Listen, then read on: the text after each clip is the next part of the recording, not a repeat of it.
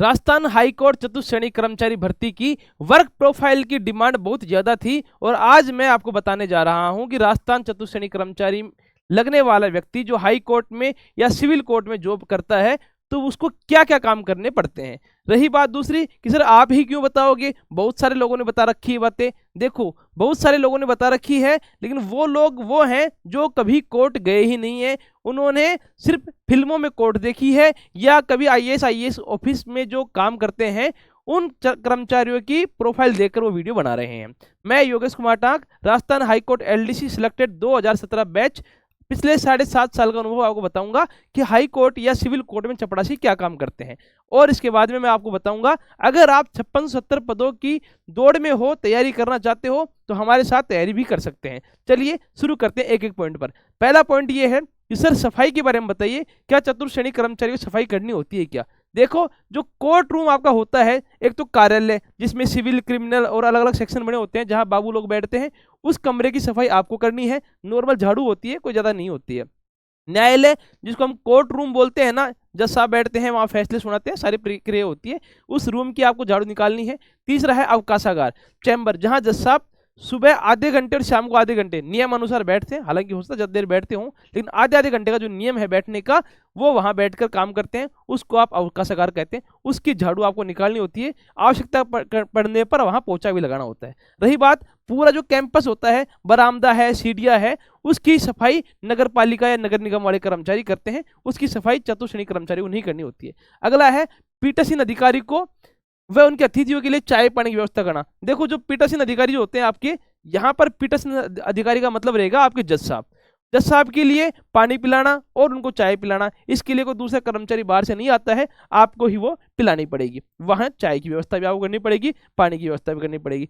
बहुत rare case में कोई अतिथि आते हैं। अतिथि कौन आएंगे, बराबर के जो न्यायिक अधिकारी है वो आएंगे, या कभी कोई डिप्टी एसपी या एसपी वगैरह आते हैं, या फिर कोई आरएएस आरपीएस, या फिर आप मान सकते हो आईएएस वगैरह कभी आते हैं, तो उनके लिए व्यवस्था करनी पड़ेगी। आपके जो साथी कर्मचारी हैं जैसे आपके बाबू हैं, रीडर हैं, स्टेनोग्राफर वगैरह हैं, वो लोग तो आपके साथ ही काम कर रहे हैं, तो उनके लिए जैसे चाय वाले को फोन कर दिया, चाय वाला खुद भी टाइम टाइम से आता रहता है, वो चाय पिला के चला जाता है, इतनी कोई खास व्यवस्था नहीं होती है। कैंपर है वो हमारे ऑफिस में रखा होता है और आप सभी लोग उसमें कैंपर में से पानी पी लेते हैं। चाय पानी की व्यवस्था जो है जज साहब के लिए ही करनी है। अगला ऑप्शन होता है कार्यालय से पेशी की पत्रावली दस्तावेज इजलास में पहुंचाना। अब मुद्दे की बात यहाँ से शुरू होती है।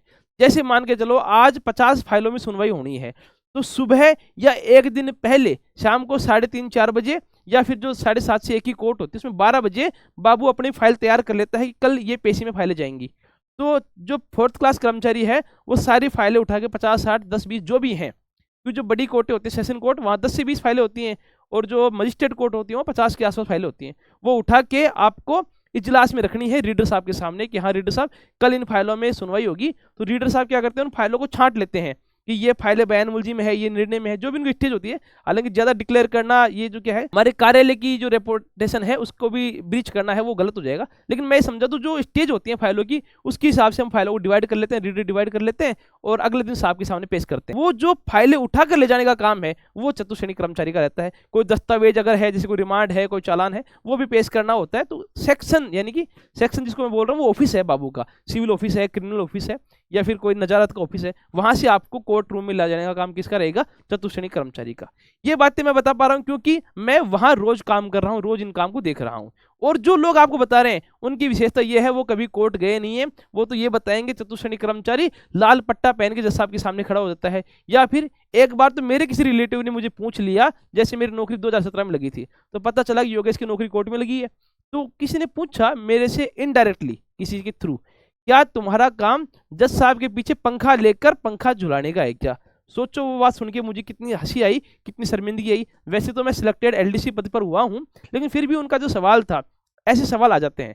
अब ये परंपरा बंद हो चुकी है, ऐसी कोई परंपरा नहीं है। अंग्रेजों के टाइम आपने मूवी वगैरह में देखा होगा, जज साहब के पीछे पंखा लेकर खड़े होने वाली व्यवस्था। आजकल कूलर लगे हैं, एसी लगी है, ऐसी कोई व्यवस्था नहीं है। तो दस्तावेज पहुंचाना, इजलास जो है हम इसको कोर्ट रूम को इजलास बोल रहे हैं, उर्दू शब्द है ये। अगला है पेशी पर पक्षकारों और अधिवक्ताओं को पीठासीन अधिकारी। यहां पर पीठासीन अधिकारी का मतलब है जज साहब। तो जज साहब जैसे जैसे कहेंगे कि हाँ जी इस फाइल के गवाहों को बुला लो, इस फाइल के पक्षकारों को बुला लो, तो उस क्रम से लोग कोर्ट में आते हैं या वे अपने सीट पर बैठे होते हैं तो खड़े होकर जज साहब के सामने आते हैं कि हाँ सर बताइए हमारी फाइल है। ऐसे नहीं कि कोर्ट में मेले की तरह आगे धक्का मुक्की कर दी, कोई एसडीएम ऑफिस तहसील ऑफिस नहीं है। कोर्ट का एक डेकोरम होता है वो मेंटेन करना। तो जज साहब कहते हैं जिस फाइल की सुनवाई कर रहे हैं उसी का पक्षकार आता है। ऐसा नहीं है कि पक्षकार आ गया फिर जज साहब फाइल लेते हैं। ठीक है, तो ये चतुश्रेणी कर्मचारी का काम क्या है, उनको बुलाना, हाँ भाई आ जाओ पेश हो जाओ।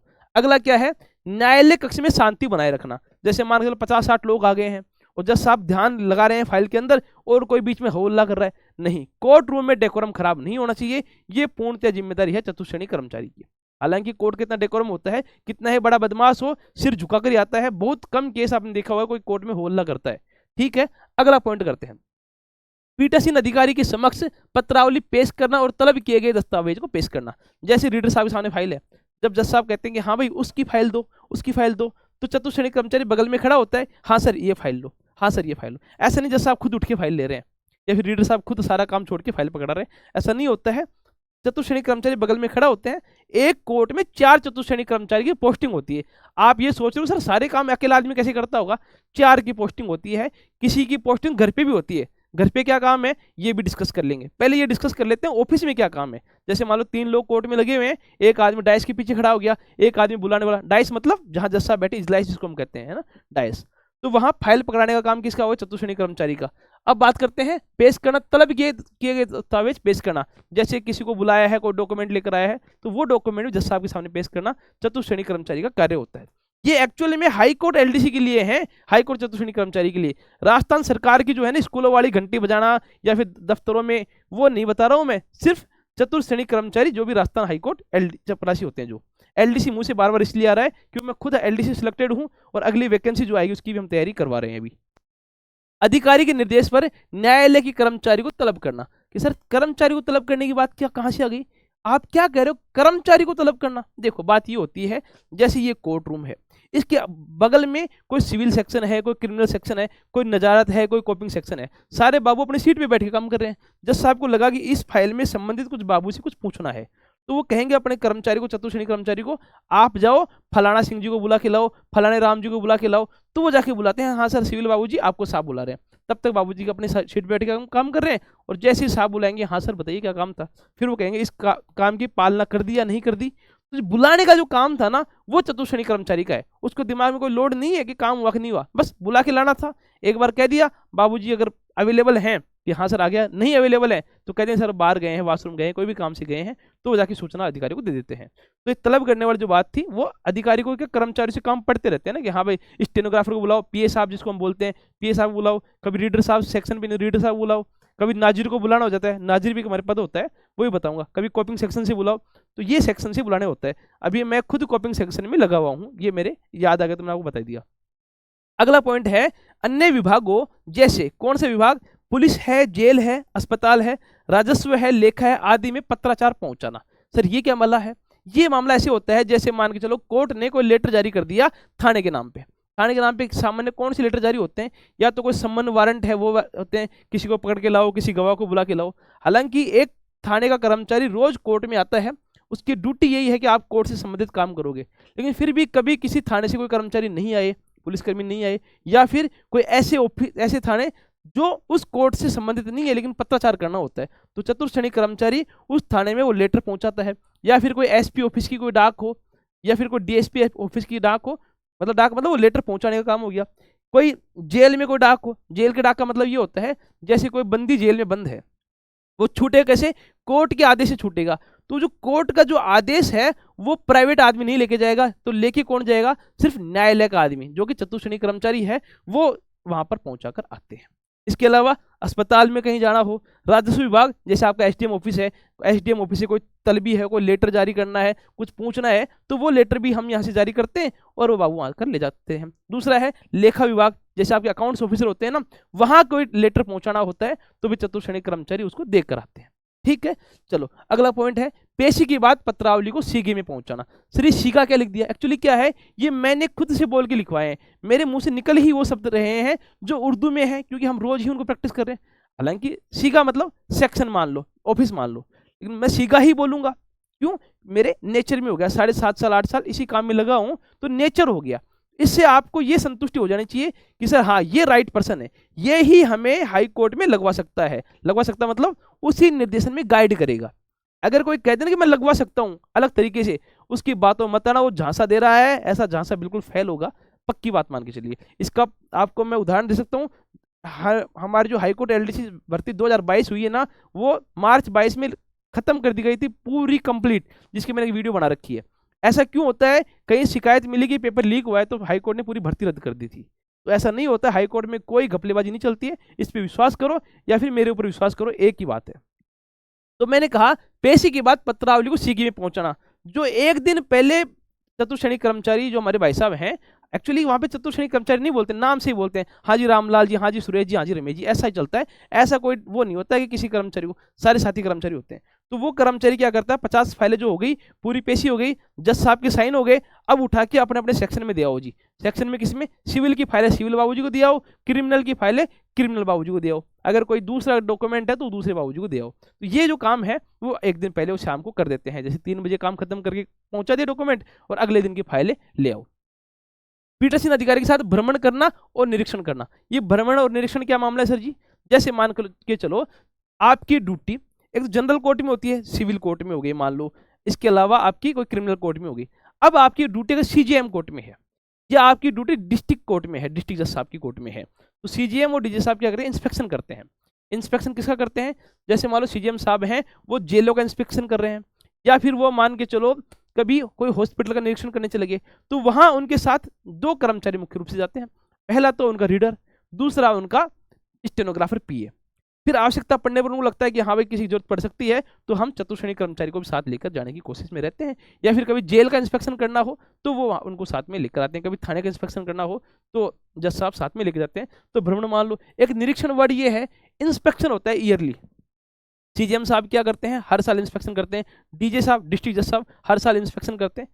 सडन इंस्पेक्शन तो कभी भी कर ले, औचक निरीक्षण जिसको कहते हैं वो तो कभी भी कर लेंगे, लेकिन साल में एक बार तो निरीक्षण करते ही करते हैं। तो उनके साथ चतुर्श्रेणी कर्मचारी हमेशा जाता है। अब एक सवाल था सर, घर पर क्या काम होता है?